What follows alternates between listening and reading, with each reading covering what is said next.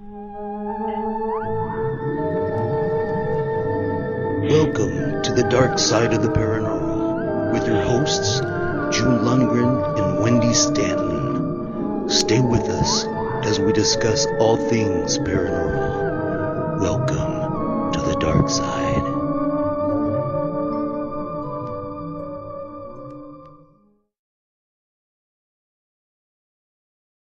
To another episode of the dark side of the paranormal with June Lundgren and Wendy Stanton of Ghosts and Girls Paranormal.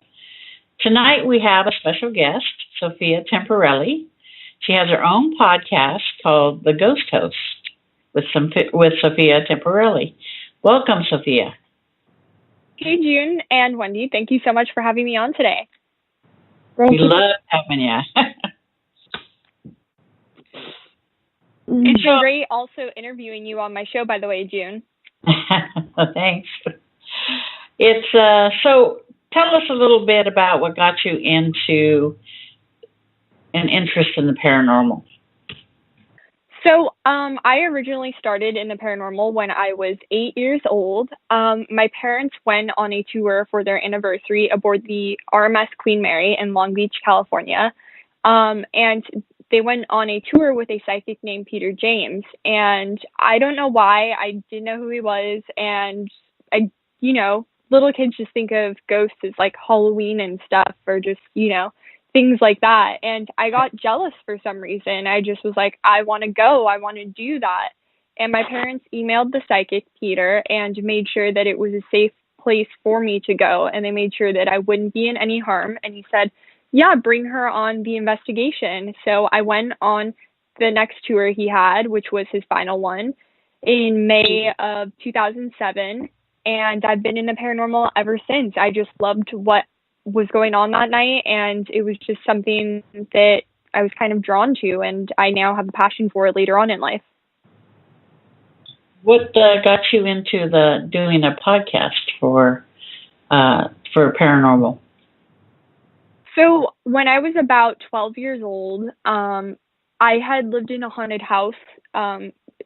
Basically, I had grown up in the house my whole life, but activity really kind of started progressing and becoming noticeable between the ages of 9 and 11, so until I moved out. And afterwards, I just figured, there's not really any kids in the paranormal. There's no one I can talk to really about my experiences who could relate to being the same age as me. And I just figured, a radio show that has kind of a broad net, to meet new people in the field and just learn their stories. So I told my parents I want a radio show, and they're just like, okay. I had never stuck with anything before, karate, basketball, t-ball, baseball, nothing ever worked. So they're just like, all right, we'll try this out. They've always supported my decisions or crazy ideas. And my dad had previously been offered a show on liveparanormal.com, but he said, no, that will take up too much of my time. I don't want one. But when I came to them saying I would like one, they decided to go to liveparanormal.com and talk to the site founder, Rob Sarek. And my dad basically said, my 12-year-old daughter, she's an investigator, and she just really would love to have her own radio show. And he said, yeah, let's try it out. And here I am almost 8 years later.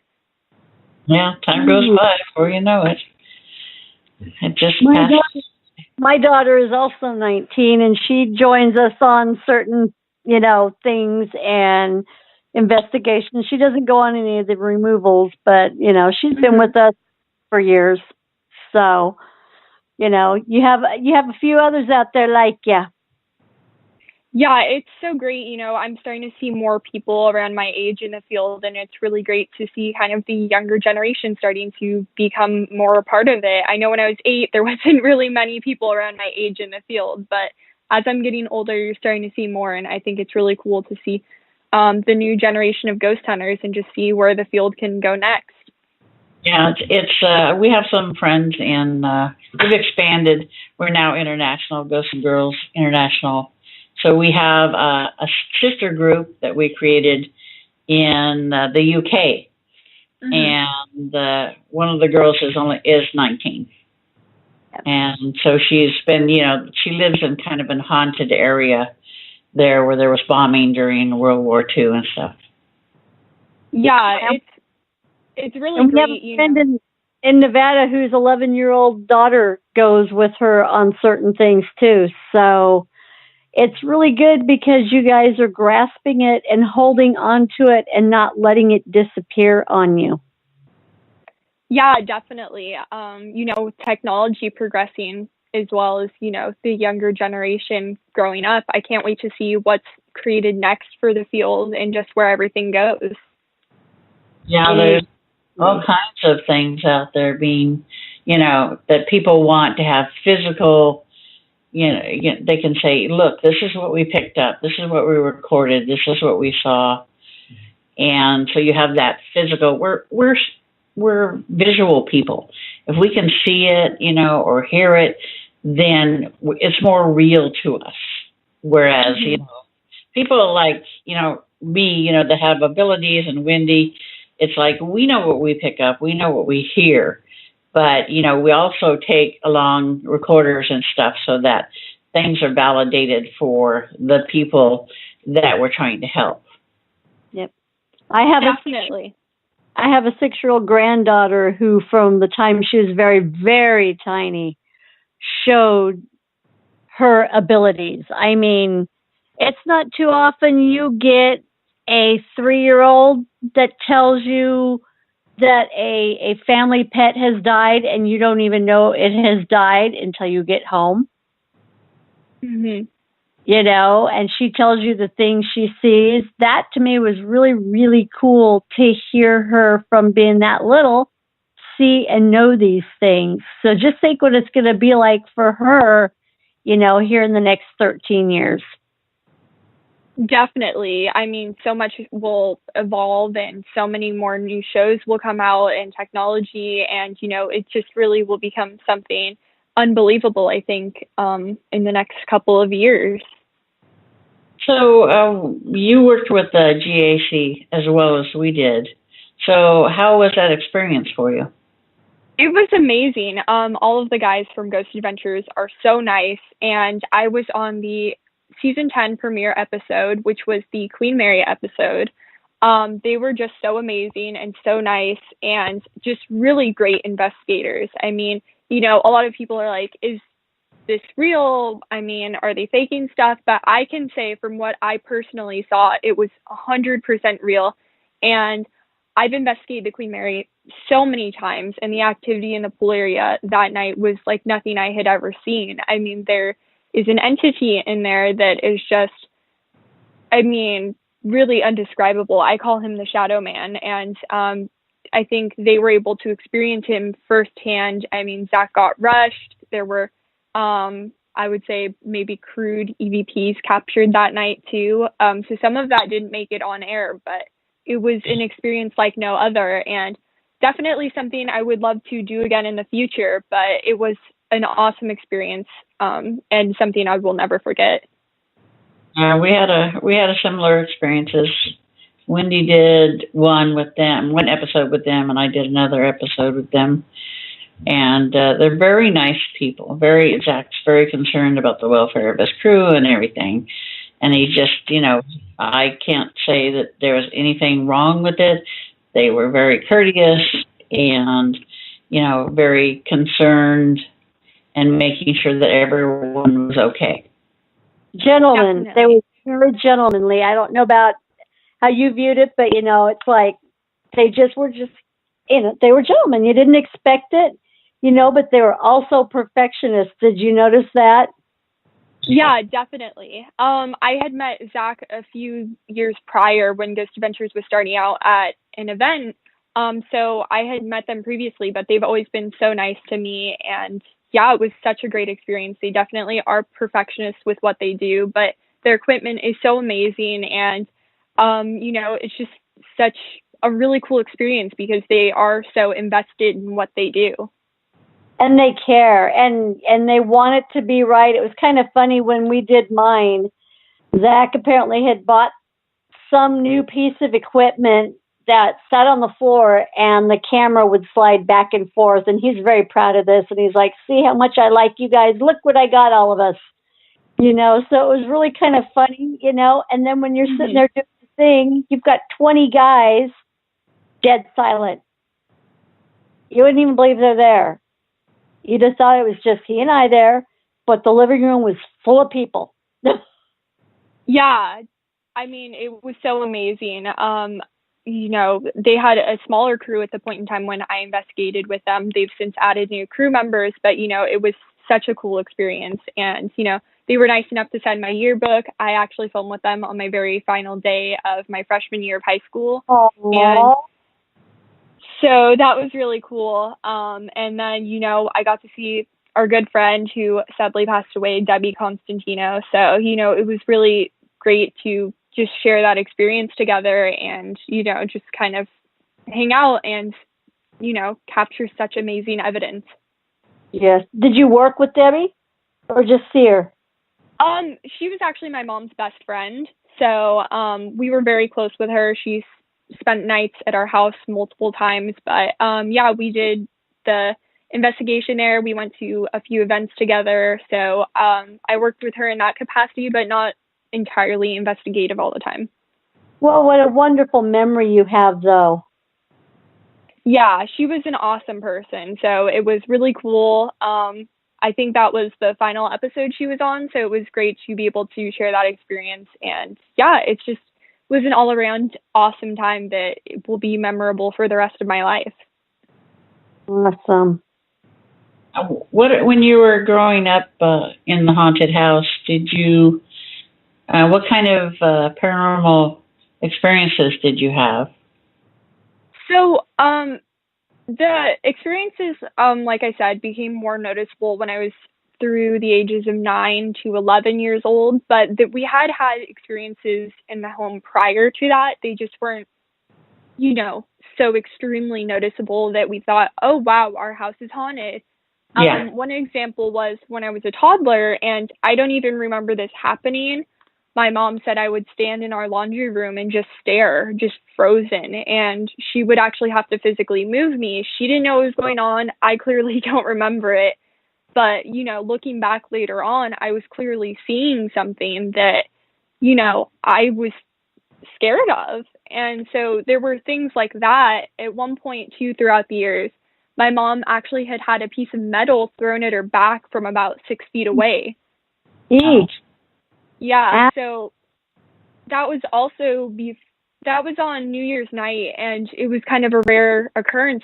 We didn't know the house was haunted at that point in time. We were just like, okay, that's really strange. My mom thought it was just my grandfather just checking in and just like, trying to get her attention in one way or another. But more like once, yeah, and then later on, when I was about 9, I started feeling like I was being watched everywhere, just all around the house. And I'm like, okay, this is really weird, but I just brushed it off because it was creepy, but I'm not going to first think, wow, my house is haunted.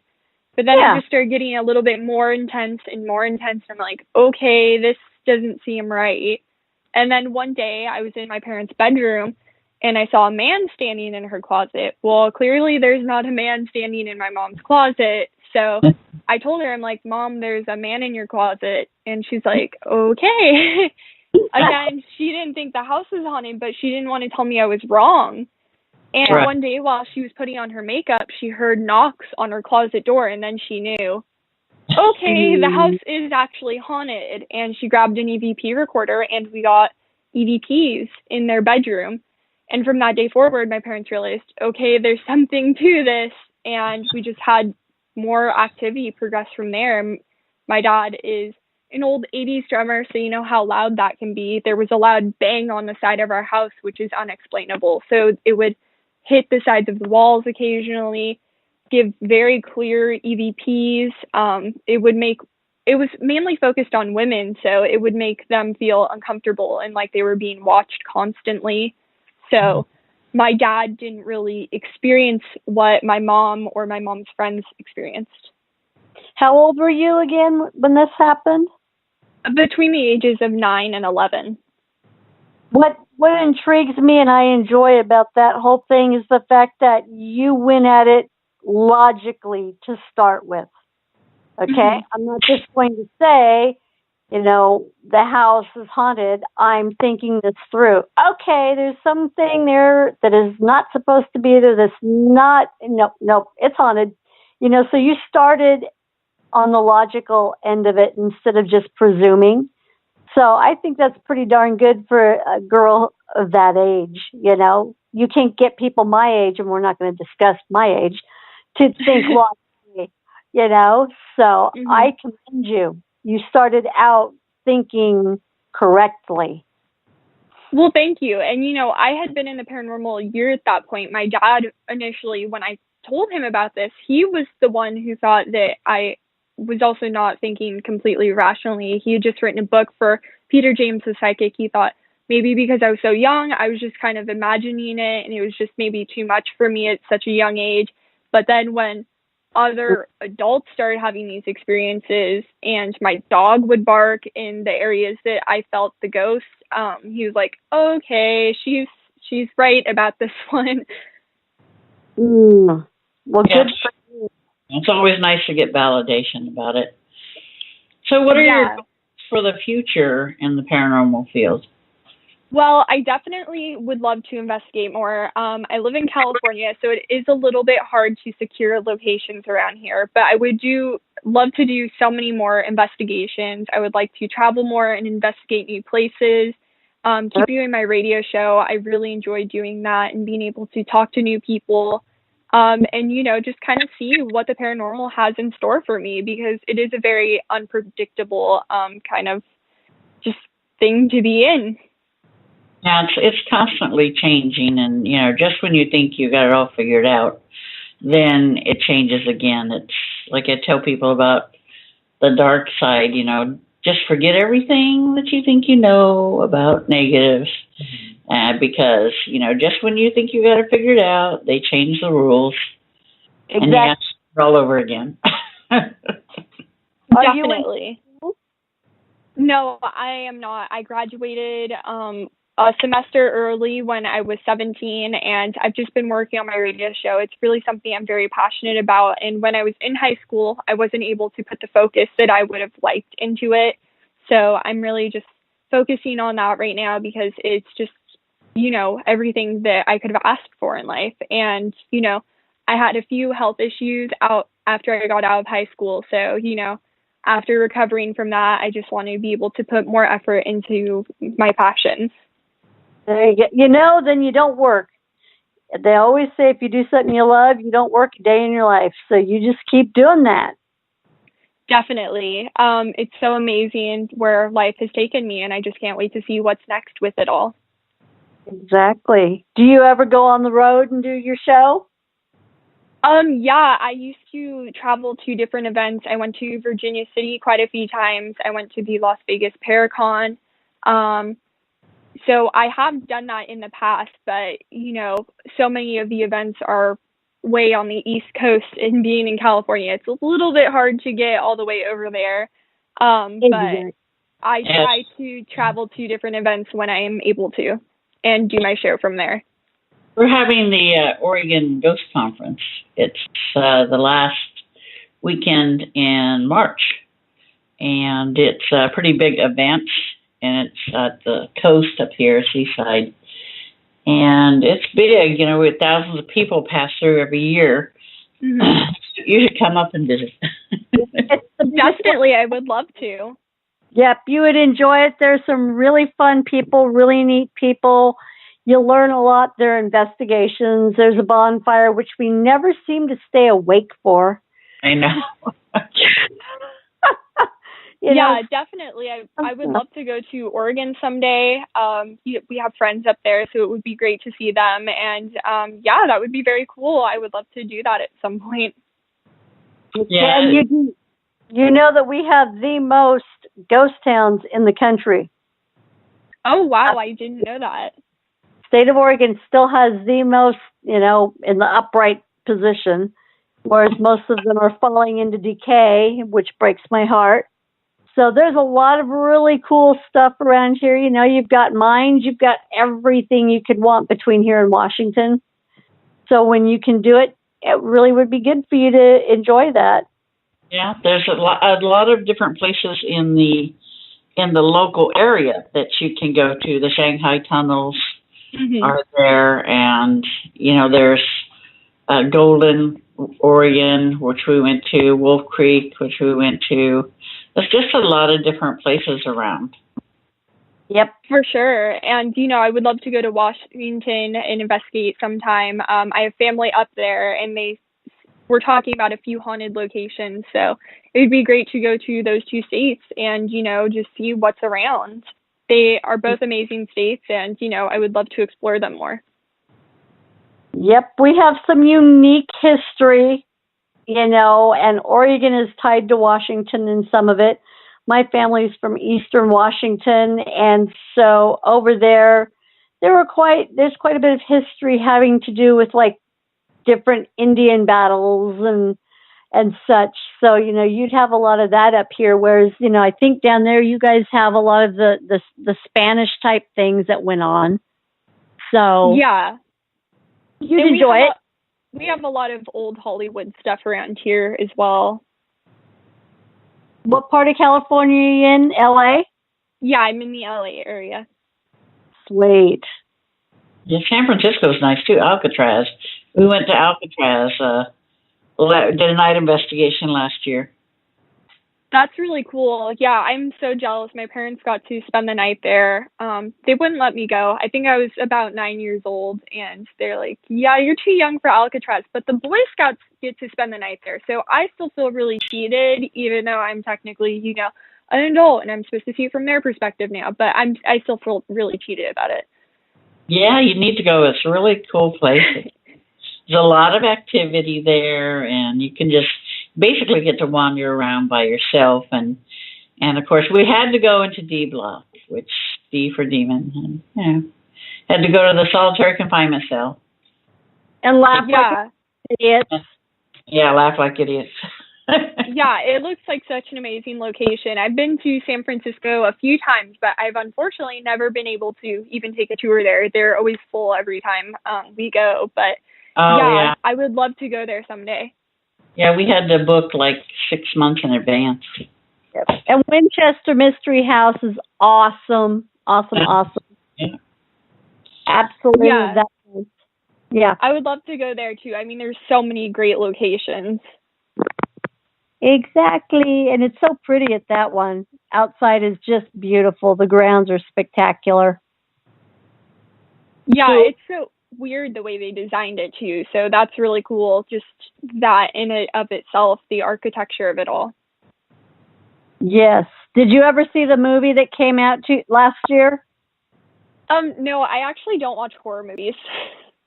It's really not much of a horror movie. It's more of a thriller.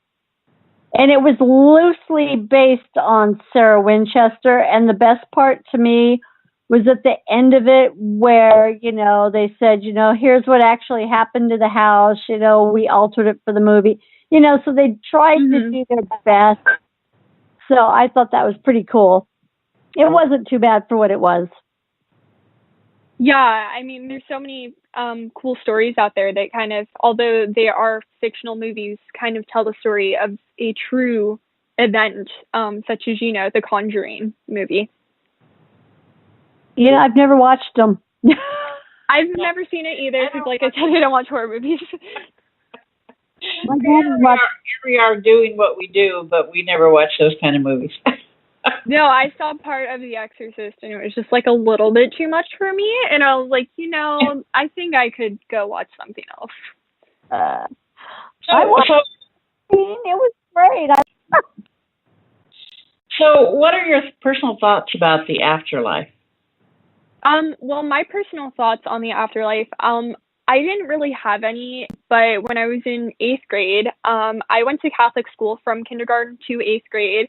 I was in my religion class, and they were talking about purgatory, and it just got me thinking, you don't see ghosts from like the 1100s or the 1200s. They disappear at a certain point. And, you know, it just made me think, what if ghosts are actually in purgatory? And when they disappear, they go to one place or the other or wherever you go afterwards. But I just kind of feel like that ghosts might be in a purgatory. So that's my personal beliefs on it, that they are just kind of in a limbo at this state.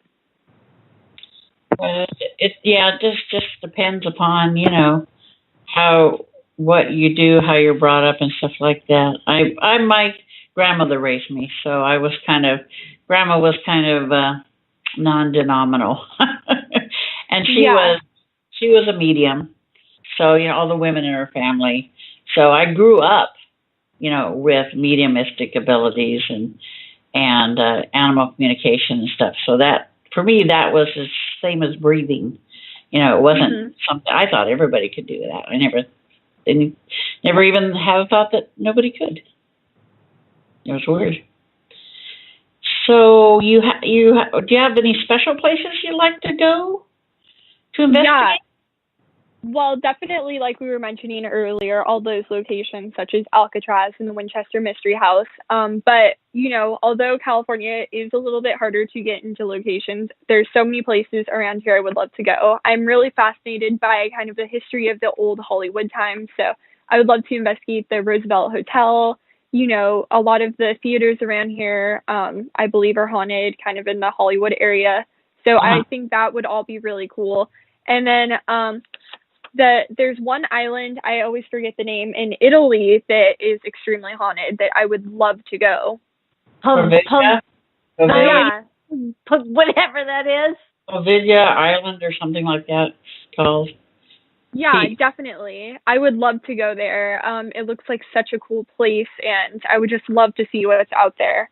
I used to want to go to Doll Island in Mexico. I saw it on Destination Truth, and I was like, wow, that place is really cool. When I saw it on Ghost Adventures, I saw how many spiders there were, and I was like, you know, I don't think I need to go there. I don't do spiders either. I don't like them at all. They bite me. Yeah. Extreme arachnophobia. If I see one, I'm convinced it's trying to kill me, for sure. Spirits, yes. Bugs, no. Yeah. Yeah, basically. Ghosts, yes. Horror movies, not so much. Spiders, absolutely not. I feel the same way.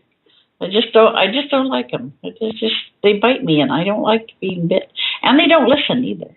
They have a very short attention span. Imagine that. You're a bug. Yeah. I don't like it at all. So I think my dogs have a really short attention span too. Who? I think my dogs have a really short attention span too. Not as bad as the bugs. Well, my pug might be. Well, yeah, that's true. They are kind of OCD. Yeah, Lucy, she's something else. She really is. I love her so much. Quite the personality. And Springer's like that. She's OCD. And it's like, oh my gosh. All Springers are OCD. But I just love the breed, so. Yeah, same with pugs. Amazing breed. She's actually the one who saw the ghost in my house, too. So she's really in tune with everything. Nice. So where all have you gotten to go with your parents? We have investigated quite a few places together. We went to the miners' cabin in Virginia City, Nevada. We've been to the Queen Mary, obviously, so many times. We have gone to cemeteries around here, Black Star Canyon. We investigated a college around here. We did a short investigation at Linda Vista Hospital. We went to Tombstone, Arizona. We did the St. Mary's Art and Recreation Center in Virginia City, the Millennium Biltmore, and a bunch of other places. So it's been really cool. We've been to the David Oman House too, and the Glen Tavern Inn, which is an amazing location. It was. I had. Coronado? Oh, I'm sorry, you kind of broke up. I said, have you gotten to go to the Hotel del Coronado yet? No, I haven't, but it looks like such a cool location. I would love to go there very soon. Heck yeah. I was there when I was younger, but not to do anything like that. I couldn't tell you if I saw anything or not because I think I was about 6, and that's been a long time ago. Yeah, I know how that is. I mean, I started in the field when I was young, but some of the earlier investigations are a little bit fuzzy because, it was still a while ago for me. Exactly. No kidding. It's a beautiful place. It really is spectacular. So I was just wondering if you had gotten to go there. Have you gone to the Stanley? No, I haven't. The place is more on the East Coast. We haven't really investigated, or the Midwest, more just kind of on the West Coast side of things. But I would love to go to the Stanley. It looks like such an amazing location. I actually have seen The Shining. That's the one horror movie I actually have seen. The original or the remake? Jack Nichols is good. Jack Nicholson, yeah. Part of it was filmed up here and part was at the Stanley, so. Yeah, that definitely makes sense with some of the more foresty areas in it. Exactly. So you've got that one, and let's see, you've gotten to go to Dodge City. I want to go there. We've talked about that one. I myself have gotten to go to Gettysburg, and I want to go back. Gettysburg looks amazing, so I would love to investigate there as well. I mean, there's so many great locations. I mean, all around the world too. So, I mean, there's just so many amazing places. I would love to go to Dracula's castle too. I mean, that seems really cool. Yes. You need to go to the original one, not the hyped one. Yeah, definitely. Yeah, but I want to go to Salem too. Oh yeah, Salem. There's a lot to feel. Even from over here, you can feel the stuff from over there. All the hurt and everything. It's like, okay, we need to go check it out and see who's what over there. Plus, it's just beautiful. You get to enjoy our country on so many different levels, and you get to meet really cool people. Yeah, totally. I mean, there's so much history, over that way. I mean, that's where everything was founded and then kind of branched out. So, I mean, there's so much different history throughout the U.S. based on the time periods of when everything started to actually become the United States. You really need to go to England. I went 2 years ago, and then I went with my son, and then Wendy and I went last year. But Stonehenge is awesome. If you, just standing there, and you're not supposed to go where the stones are. It's forbidden. But if I took off my shoes so I could feel it. And that way, psychometry, I can see what happened there and feel what happened there. It was awesome. And the Tower of London. My favorite place, Hever Castle. Well, yeah. That was fun. Yeah, and some of the cemeteries are crazy. I mean, just unbelievable. Yeah, definitely. We actually just found out my dad's extremely Irish too, so I'm sure there's a lot of really cool locations over in Ireland as well. Yeah, we just didn't get that far. I've been to Scotland and Wales, and it was really cool, some of the stuff that you can see there. And I was going to ask you earlier, and I forgot to ask you, are you sensitive at all, or do you have any abilities like, empath, psychic? I'm not psychic. I mean, I'm sensitive in the sense that I can kind of tell when a spirit's there, but I don't know who or what it is. I've seen the shadow man in the pool area of the Queen Mary and the spirit in my house, but I don't see them on a regular basis. So I would say I'm just more of like a low level sensitive than, the heightened psychic. Yeah, you're sensitive, which is cool because then you can tell when something's around.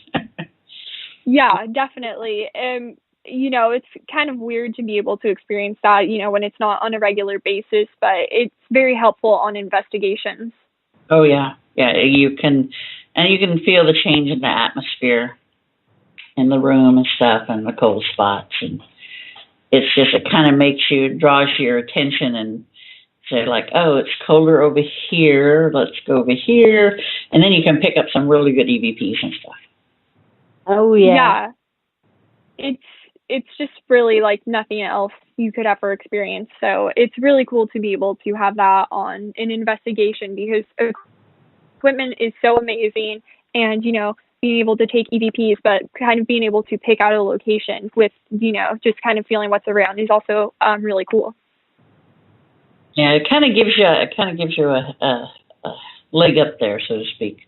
When other people around don't have that, but you can zero in on it, and it really helps. You can say, "Oh, well, let's go over here. It seems like something's over here."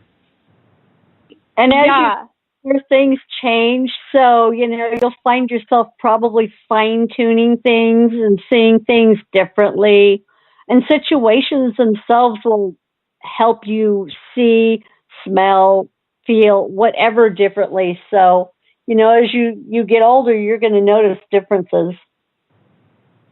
Yeah, so many sensitives and psychics have said that on my show. So it's really interesting to kind of see the way that I will develop in the paranormal community. Exactly. You've already been doing it for a long time. And it allows for a lot of personal growth too. And you can also increase your abilities by practicing and just going into locations and things like that. It helps to fine tune them. Yep. Definitely. I know that you have fine-tuned so many amazing abilities, June, so it's really cool to see what you do and how many people you're able to help. Yeah, we try. It's also really somebody needs help. It's also really cool to see how many people you freaked out too, by the way, on Ghost Adventures. That was really cool. That was funny. I just made people sad. She creeped people out. I made people sad. Wow. I'm like, she's a really nice person, though. It's just, the thing is, it's like I don't think he expected really to see anything when he held my hand. And so it freaked him out badly when he did. Yeah, exactly. I would know to 100% trust you on that. I didn't really know much about pet psychics when I originally had you on my show. So I will say I was slightly skeptical, but you totally changed my mind, because you knew nothing about my large dog, Lucas, and you totally nailed it on him from the little bit we knew of his background. So it was amazing to see that, because there was no way for you to know how he was brought up before we actually rescued him from the rescue. I think my problem is I like animals better than I like people. I like the tiny. So when we go to places, she handles the animals, and I'll deal with the littles, or, my job is completely different than hers. I deal with the smaller creepies, and I try to help the people feel more relaxed and calm them down, and, help them understand what she may be doing. If my job is done or I'm not needed there yet, I just try to help the people, try to love them through it, because that's what they're needing at that point in a lot of cases. Yeah, definitely. It's amazing that you're able to kind of work both ends of that, it's just really amazing what you're both able to kind of combine and work on. Yeah, because it's about the living too. You're there for the living, to make to take away the bad thing that's happening, to, if there is something bad, or to explain. We've had cases where we went in and it's just a matter of getting the dead stuck to the living and coexist peacefully. If you don't scare me, I won't kick you out. Yep. Exactly. Yeah, I definitely understand that from a personal standpoint. Living in a haunted house, my spirit wasn't the nicest one you could ever have.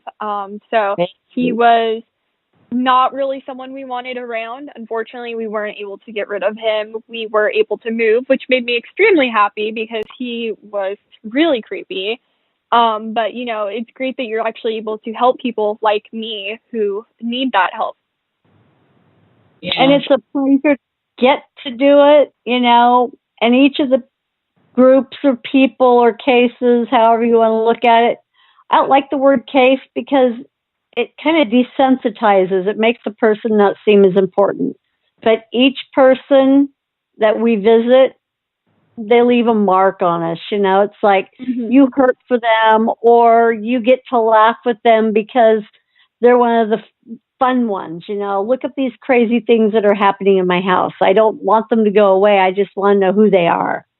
So it's a lot of fun, and then it can be just as equally heartbreaking. It really can be. Definitely. Yeah, it's just an experience like no other, having activity in your home.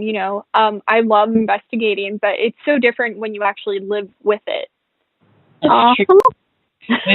We've met a lot of people with, PTSD from living with these things, for years, and being just miserable, and then they get to the point where they have PTSD, and then you come and you remove whatever it is, and, they need help. They need counseling. It's all about helping them through even afterwards.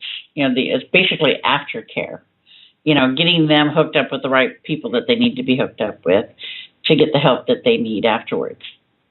Exactly. Yeah. That footprint, that long-lasting footprint that one of these things can leave on a person.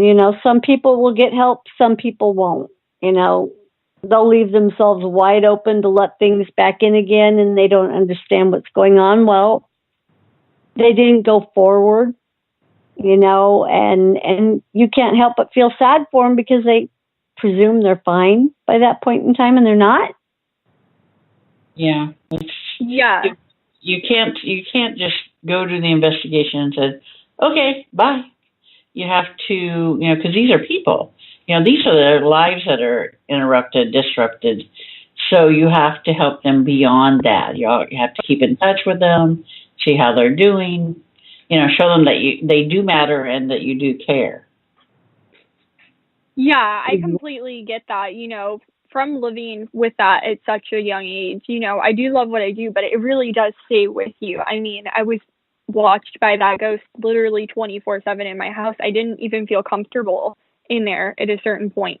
It was watching me sleep. It was watching my mom sleep. It was just every second of my day when I was home with that. So it really just leaves a mark on you pretty much, I feel like, for the rest of your life.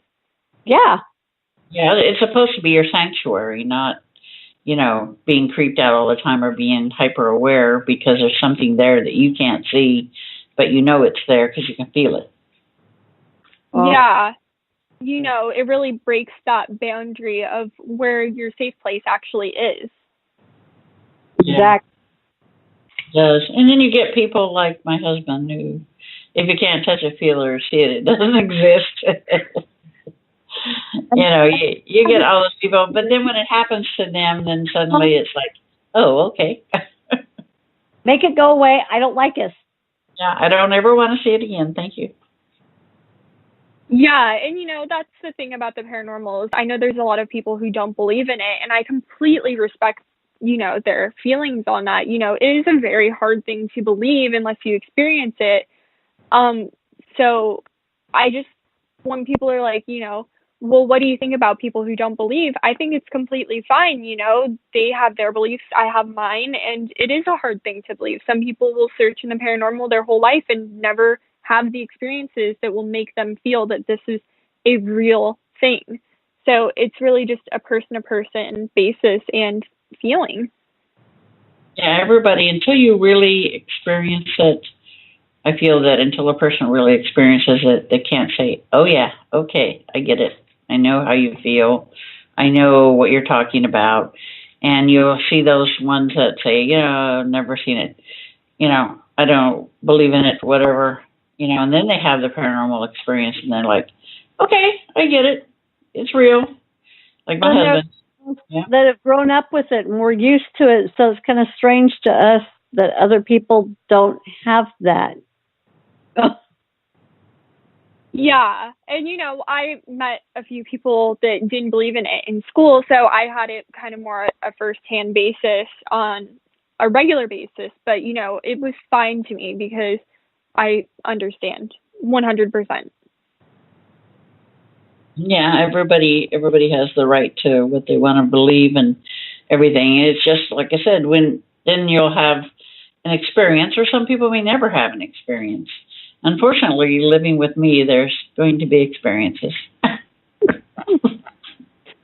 It's part of life. I bet. Yeah. However you want to look at it. Just is. Yeah. It's not a big deal. My husband, it's like, first time we were down at the coast, and he's like, I'm upstairs in our timeshare, and he's downstairs with my son, and all of a sudden he bellows at me, get down here. I felt something dark enter. So I hell-bunged downstairs, and I said, what do you see? I told him, I said, what do you see? He says, I see a little girl. And I said, that's not what I see. I said, I see a shadow person. And then it morphed into a black mass and shot out the French doors. My husband's like, what was that? I said, that was a shadow person. I said, welcome to my world. He says, I never want to see that again. No. Much like Zach said when you let him see what you see. Yeah. They never want to see that again. Yeah. Well, I warned them twice. That's the part you don't even see on the TV, is that I warned him. I said, listen, you do not want to see what I see, because I see evil in its pure form. You don't want to see it. I'm telling you that right now. Yep. And he argued with me. And then he said, I want to see it. I'm like, okay, you asked for it. He has such a curiosity about it all, though, with, everything he has in the Haunted Museum. He just wants to see more about what's out there. So I can see why he would want to see it, though I personally would have taken you, but you don't want to see it. Yeah, well, he regretted seeing it. Because he's like, I told him, I said, you're going to see and hear everything that I see and hear. And, of course, he forgot about that until Billy reminded him, you don't understand. She told you, you're going to see what she sees, you're going to hear what she hears. So that's why you're hearing and seeing things. And then they came back, and I took it away. He just couldn't believe it. I wonder if he's wrapped his brain around it yet. That's something that you don't, he'll never see it again.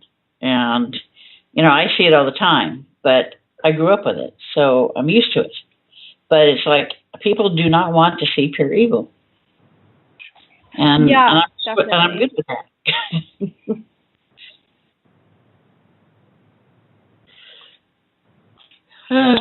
Different forms, big, little, it's crazy. Yeah, it's, just like regular ghosts, they can make you see them as they want to be seen. Like, say, people die and they'll say, I want to be seen as I was in my 30s, when I was in my heyday. When I was on the Queen Mary, and I heard the music first, and I'm like, okay, so I'm looking, and here's the small ballroom, and here's this couple dancing in the ballroom, and I'm like, okay. And they're like, we don't want to go anywhere. We met on the ship. We married on the ship. We spent every anniversary on the ship. We want to stay here. And I'm like, cool. I said, then stay here. I said, if you ever want to leave, just give us a shout and I'll help. And they danced on. I'm like, okay. Yep, well, it's great they found their happy place. Yeah, they did. They're just so content. And they've been well. Yeah, I mean, these guys look like they probably died in, the late 40s, early 50s. But they just had a good old time. I was like, okay. Ballroom dancing, you don't see that much anymore.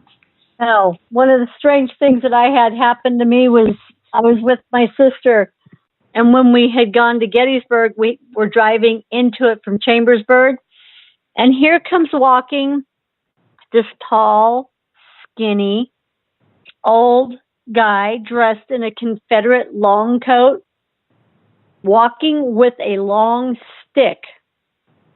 And we get to this day have figured out why, who. There were no reenactments going on. Mm-hmm. And my sister sat there looking in the mirror, waiting for him to disappear. And you never know, because it's been reported back there that, you know, they'll give people rides and there's one guy left and he disappears before their eyes. You know, so they can do what they want to do. Yeah, definitely. It's just amazing what you can see with ghosts around. You can learn so much about history just through what they're wearing and, you know, what kind of they live through and you see from them. Exactly. And I'm sad for the ones that are stuck over and over a horror of some sort. It's like, no, they shouldn't have to deal with that. You know, they need to go. Don't make them keep doing it. Yeah, it's not good. They need to move on. People stuck in their death state is not good. Yeah, for sure. Exactly. So do you have any special websites or anything? Yes, I do.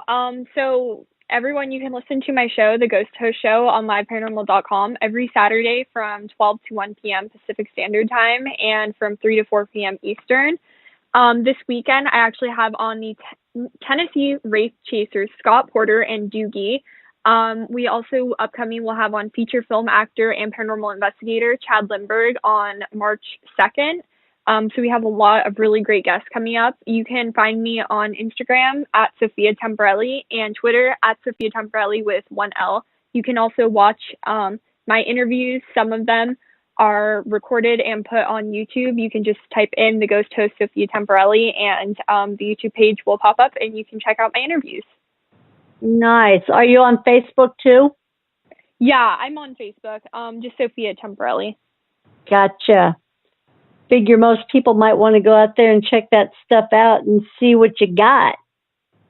Yeah, hopefully they like it. You know, we are trying to record more videos for YouTube just so everyone can kind of see what I'm up to while I'm doing interviews and, you know, just check out everything as it comes up.